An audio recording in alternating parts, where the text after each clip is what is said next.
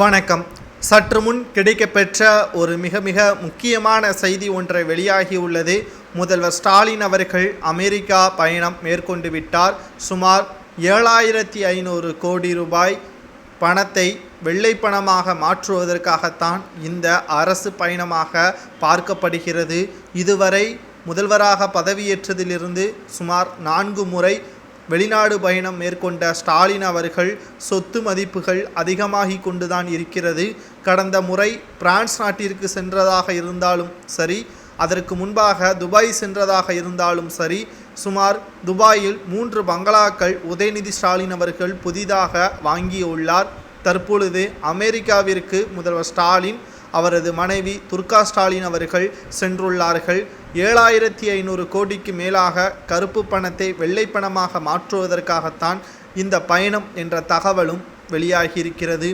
முதல்வர் ஸ்டாலின் அவர்கள் இன்று கிளம்பியுள்ளார். ஆனால் நேற்று முன்தினமே முதல்வர் ஸ்டாலின் அவர்களது மூத்த மருமகன் சபரீசன் அவர்கள் அமெரிக்காவிற்கு சென்று விட்டார்.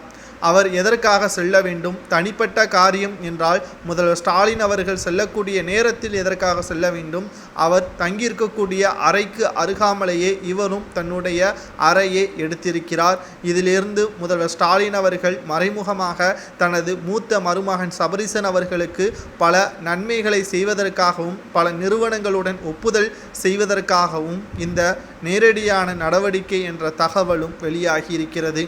இதற்கு முன்பாக வெளிநாடு சென்ற முதல்வர் ஸ்டாலின் அவர்கள் பல முறையும் தமிழகத்தில் பல கோடிகளை பெற்றுள்ளதாக தெரிவித்திருந்தார். ஆனால் இன்று வரை புதிய நிறுவனங்கள் எதுவும் தமிழகத்தில் நிறுவவில்லை, தொடங்கவில்லை என்பதையே நாம் முழுமையாக பார்த்து கொண்டுதான் இருக்கிறோம்.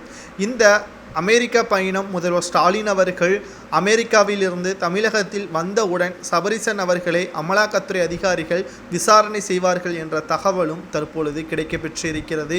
ஏற்கனவே அமலாக்கத்துறை அதிகாரிகளது பிடியில்தான் ஜி-ஸ்கொயர் நிறுவனம் இருக்கிறது. இந்த நிறுவனத்தின் சிஇஓவாக இருக்கக்கூடியவர் முதல்வர் ஸ்டாலின் அவர்களது மூத்த மருமகன் சபரீசன் என்பதும் குறிப்பிடத்தக்கது.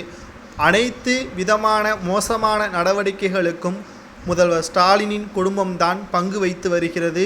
சுமார் 7500 கோடி ரூபாய் கருப்பு பணத்தை வெள்ளை பணமாக மாற்றுவதன் மூலமாக வருகின்ற 2026 சட்டமன்ற தேர்தலில் மிகப்பெரிய ஒரு பணப்புழக்கம் தமிழகத்தில் நடைபெறும். 2வது முறையாக ஆட்சியை கைப்பற்றுவதற்கு அனைத்து ஏற்பாடுகளையும் திமுக செய்து வருகிறது. இதில் அமலாக்கத்துறை அதிகாரிகள் கவனமாக சபரீசன் அவர்கள் மூலமாக பல தகவலை பெறுவலாம் என்றும், இதற்காகத்தான் முதல்வர் ஸ்டாலின் மத்திய அமைச்சகத்தை பகைக்காமல் நட்புறவாக இருப்பதாக செய்திகள் வெளியாகியுள்ளது.